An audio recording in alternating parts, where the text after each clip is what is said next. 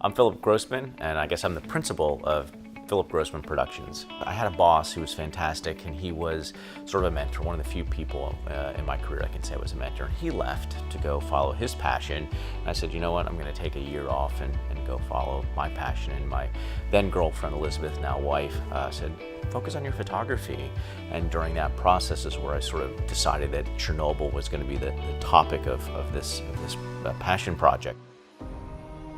Chernobyl is a city in the Ukraine. On April 26, 1986, they were running a test of unit number 4 at the nuclear power plant, and it went horribly wrong, and the reactor exploded, creating what would become the world's worst nuclear power plant accident, causing what's now known as the zone of alienation. It's about the size of Rhode Island, where no one is allowed to live, probably mostly uninhabitable for about 600 years.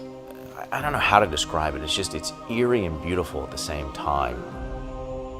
I've always had a passion for cinematography and photography, and so I've sort of been combining those two things, and over the last 7 years working on a project that's sort of, finally made it to national TV this past year. Getting connected with the Science Channel it's accelerated the project. And it was actually Ping Pong Productions that really helped that process along, and they believed in the story and the work. It really is that sharing of ideas that helped craft a story that was engaging, drew a lot of audience, and something I can be proud of at the end of the day.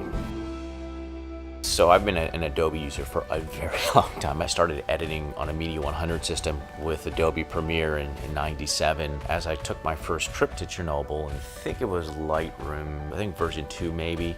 As I'd shoot every day, I'd load it into Lightroom and I could see what I've done. And then I would edit photos and be able to post them. And then as the project slowly switched from photography to video, it was, okay, Lightroom's fantastic actually for being able to see my videos very quickly. The tools have really helped me, keep sort of a handle on these things and not let them get completely wild.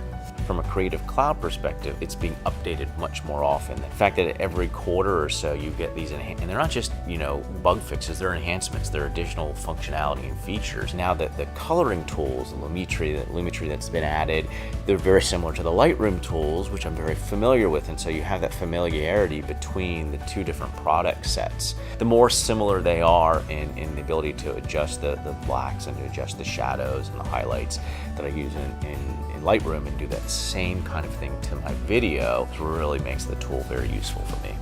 Having put all this time and effort into a project and finally see it sort of come to fruition, be presented to the public, it's rewarding.